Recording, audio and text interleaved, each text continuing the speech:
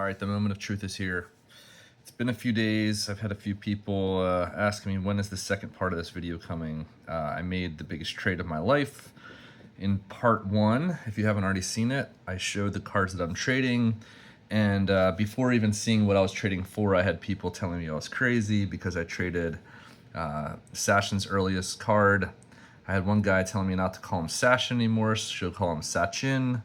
Other than that, basically just people telling me that I shouldn't trade the card. So 1990, big fun, and then some very special 2019 tap and play silver player of the match cards, including Coley, Kane Williamson, and a Coley and Kane combo card, all of them PSA graded. So I traded some big stuff.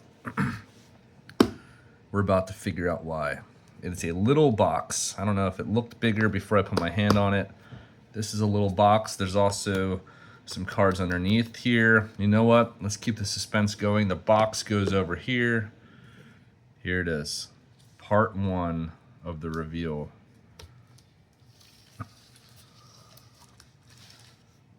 Check that out.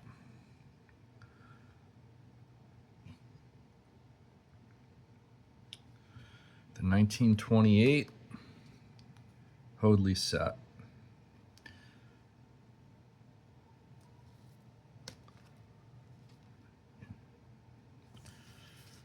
There's one very important card in this set, but there's other good ones too. There you have a very nice Ponsford.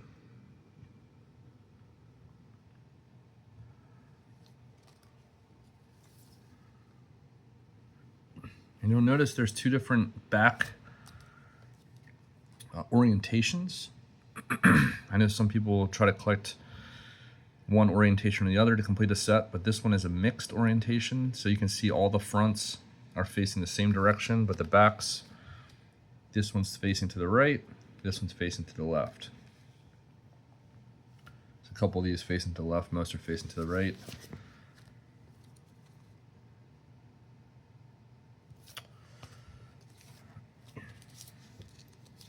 Got Jack Gregory, Clary Grimmett.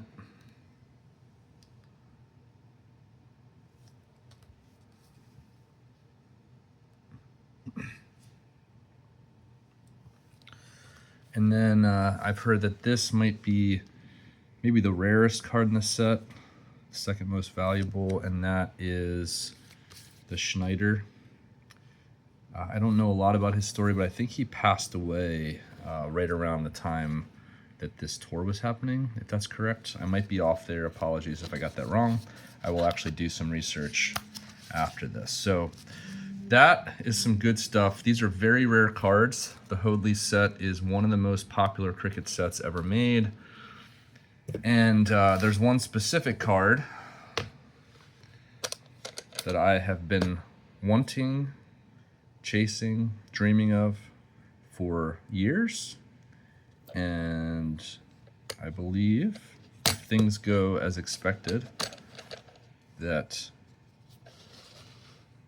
my day has come. There she is.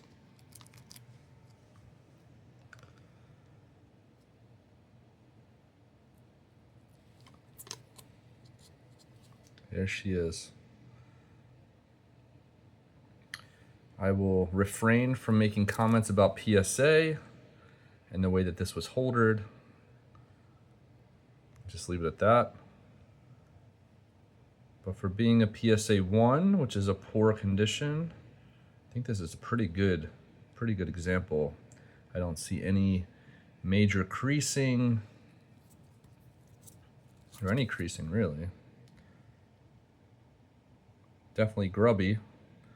Definitely has some staining, but very happy, very happy to add a very presentable Bradman Hoadleys to my collection. Most collectors will say that this is the first Bradman card ever made.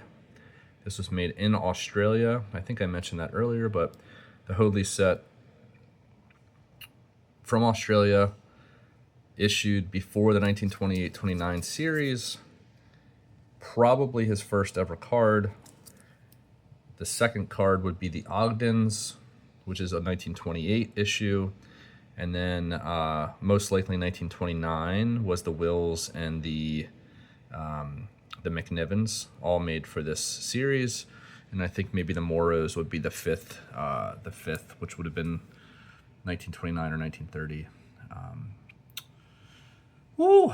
That is a big moment for me. I've wanted this card for a really long time.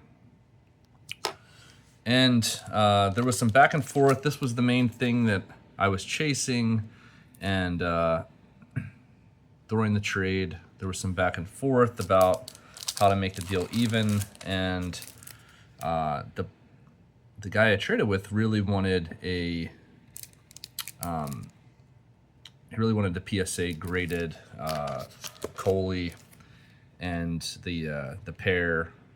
And there's a card that I've also been wanting for a really long time, and that is a PSA 5 or higher Vrot Gold.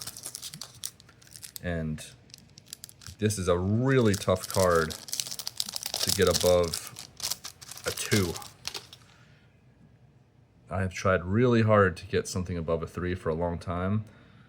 That corner is just the packaging, PSA doing their thing. This is a really clean back. Very, very happy to get a 6 in my collection. That is not on the card down there. That's just the lighting on the case. Yeah, that's a nice card. Very, very, very happy to add both of these. So for the 2011 set, I'm going to try to build a really high grade set. I've got a PSA 7 Sachin. How do you guys want me to say it? I'm American, guys. I'm sorry. I say things differently. I've got a PSA 7 base, PSA 7 gold Sachin, and then I've also got a PSA 8 Donny silver and a PSA 9 Donny base. Got some nice copies of Coley's base card, but I did not have...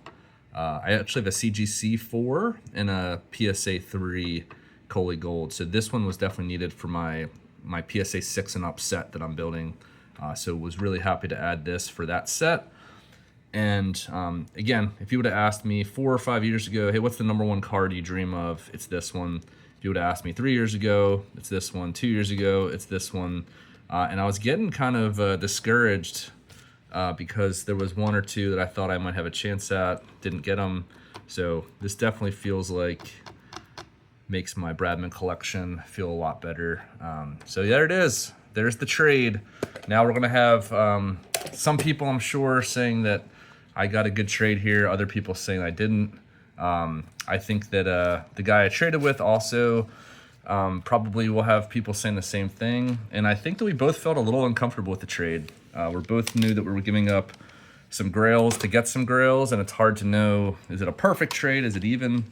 I don't know. I know that he wanted those cards, I wanted these. I think we both walk away adding some special cards to our collection, and happy to do it.